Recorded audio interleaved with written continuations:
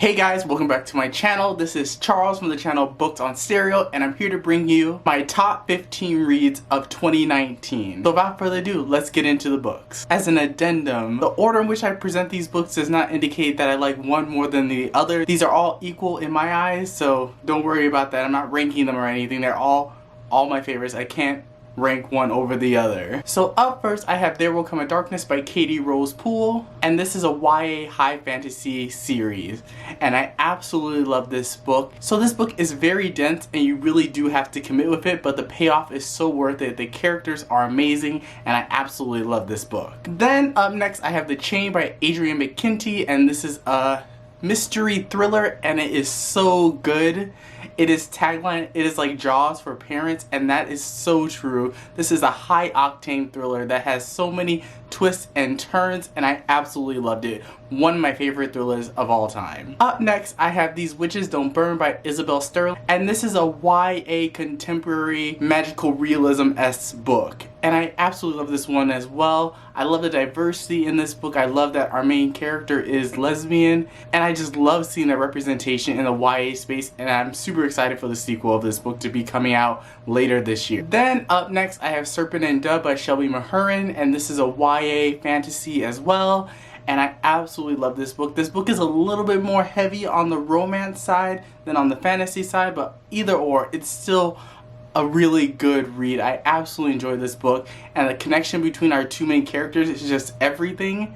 And also I love how feisty our main heroine is. She is such a spitball, and I just love this character so much, and the writing and the dialogue and the plot and the pacing for this book was just top notch. Then I have Mystic River by Dennis Lehane, and this is a crime fiction novel, and it is so good. I didn't expect myself to like it as much as I did, but the way this author builds up his characters and crafts the plot of this book is just absolutely masterful. One of my favorite authors. Now I'm going to go back and read all of his other previous titles because I just really love this book that much. Then I have The Turn of the Key by Ruth Ware, and this is a mystery thriller as well. This book is absolutely so good, so atmospheric. The twist in the book was actually really well done, but I just love the atmosphere that the author created in this book, and I would love to give this a reread sometime. Then I have Gods of Jade and Shadow by Silvia Moreno Garcia, and this is a Mexican-inspired historical fantasy book that is adult. It is in YA, and it was absolutely fantastic. I love seeing different types of mythology being brought forth in literature.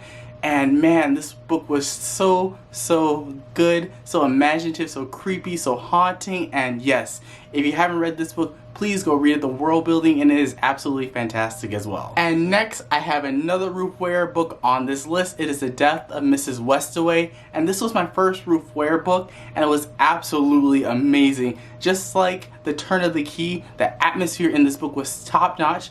The plot twist was a little bit predictable, but who cares, because the atmosphere in this book was so good. It gave me Jane Eyre gothic horror vibes, and I absolutely loved it. Then I have Serious Moonlight by Jen Bennett, and this is a YA contemporary romance, and I absolutely love this book. It was so sex positive for being a YA book, and I love seeing that diversity being brought towards a YA space. Then I have This Time Will Be Different by Misa Sugiura. I'm sorry if I pronounced the author's last name incorrectly, but this is another YA contemporary, and oh my goodness, this has to be one of the most woke books that I have read in 2019. I call this like the hate you give, but for the Asian community. It is just that good. Then up next, I have Miracle Creek by Angie Kim, and this is another thriller slash mystery, and I absolutely enjoyed this book. It's more of a courtroom drama, so I'm sorry about that, but it was so good. You get multiple POVs, and just the tension and the writing was just off the chart. Then I have Kiss Number 8 by Colleen A.F. Venable, and this is a graphic novel, and this is a coming of age story and kind of discovering one's own sexuality.